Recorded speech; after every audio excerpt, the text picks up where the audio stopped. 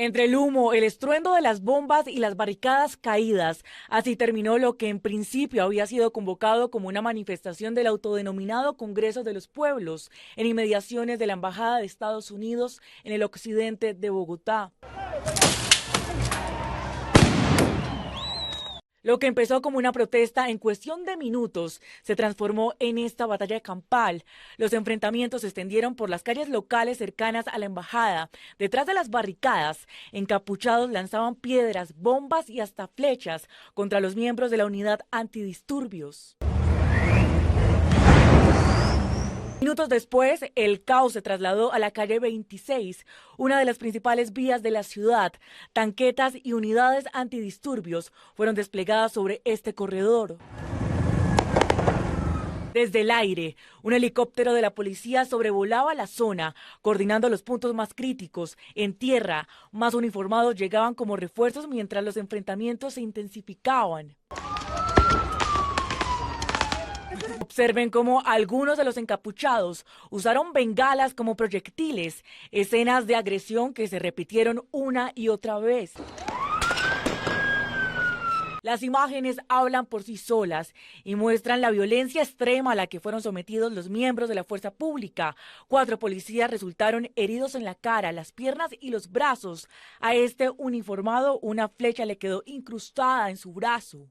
Estas fueron las flechas utilizadas en los ataques. De los 4 policías lesionados, uno ya fue dado de alta y los otros 3 permanecen bajo observación médica en el Hospital Central de la Policía. Los ciudadanos que transitaban por esta zona también quedaron atrapados en medio de este caos, mientras los gestores de convivencia intentaban auxiliar a quienes corrían buscando refugio. La siguiente cuadra ya se baja. Usuarios de Transmilenio también sufrieron las consecuencias. Varios tramos del sistema fueron suspendidos en la calle 26 y algunas estaciones terminaron vandalizadas. El alcalde de Bogotá, Carlos Fernando Galán, dio la indicación a la policía para intervenir en inmediaciones a la embajada. Calificó a estos encapuchados como delincuentes. Además, rechazó los hechos y pidió a la fiscalía investigar a estos responsables que promovieron la violencia en la capital. An internet outage impacting millions of users across the world. We've designed everything to work with this constant connectivity. And when you pull that big plug, everything basically becomes dumb. All-important plug that was pulled Monday, Amazon Web Services or AWS. The internet-based cloud service hosts many of the world's most used online services, connecting businesses to people using their apps and online platforms. AWS sits in the middle of everything. It is, all of these companies, they all have offloaded their web services, their cloud-based services to AWS, which is great because it's more affordable. It's also more scalable than they could do on their own. So that sounds great, except when it fails. Monday, banking apps like Venmo, online video games, including Fortnite, social media platforms such as Snapchat, along with Amazon linked smart devices and homes all affected.